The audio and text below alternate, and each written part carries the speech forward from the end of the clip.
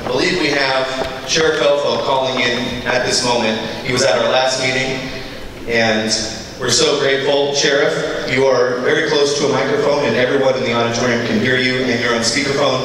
Grateful for you calling in, and welcome you to share your thoughts at this time.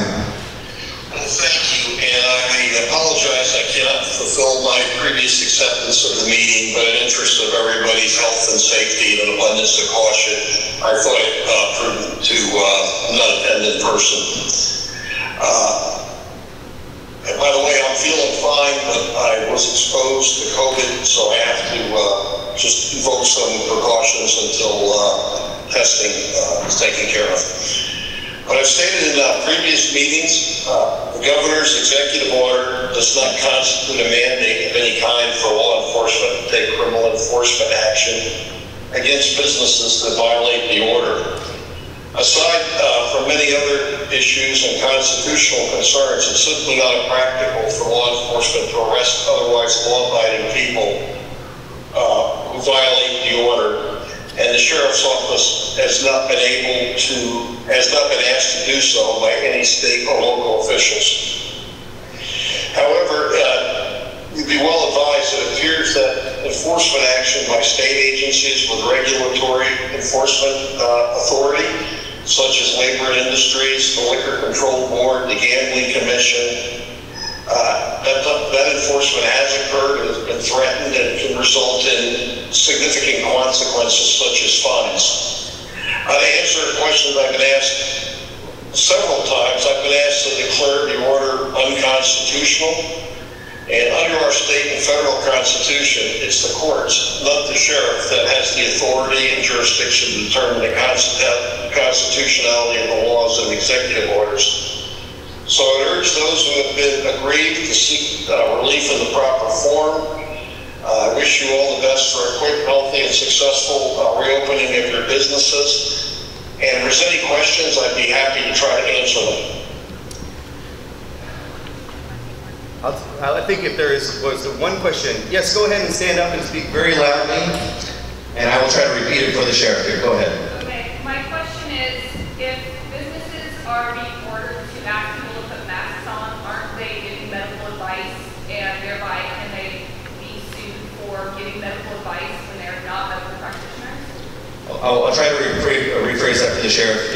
Sheriff, the question was asked in the audience was germane to masks. If businesses are ordered by the state to tell people coming in to wear masks, isn't that considered them giving medical advice? And is there a conflict in the law? And is that enforceable with your office to enforce in some way?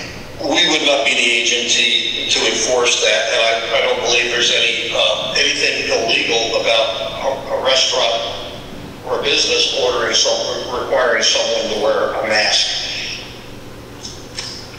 But I think by proxy, the extension of that question, would you be coming in an enforcement capacity if someone wasn't wearing a mask? Is that a good encapsulation? We don't think the criminal law is the appropriate way to address these issues.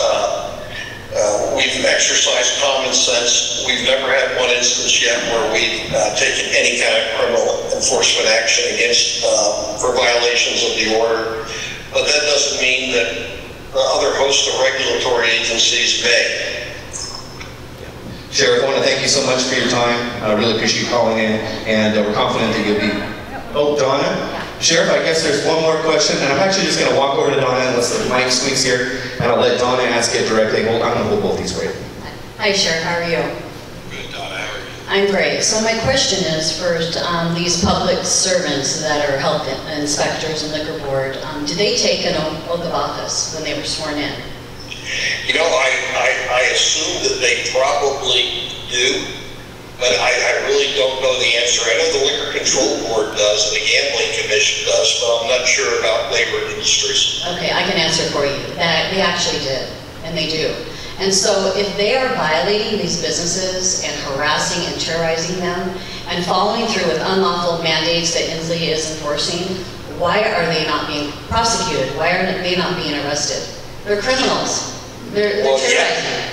You have to show me what criminal statute that they're violating by doing that. I mean, this hasn't been a clear decision by the court that the action is unconstitutional. I really feel that somebody, if you're aggrieved, that they challenge the law and get a determination by a court as to whether their action is constitutional or not. Okay, well, I guess we'll wait and see. Again, thank you, Sheriff. Really appreciate you taking the time to call in today. Thank you so much, and my apologies.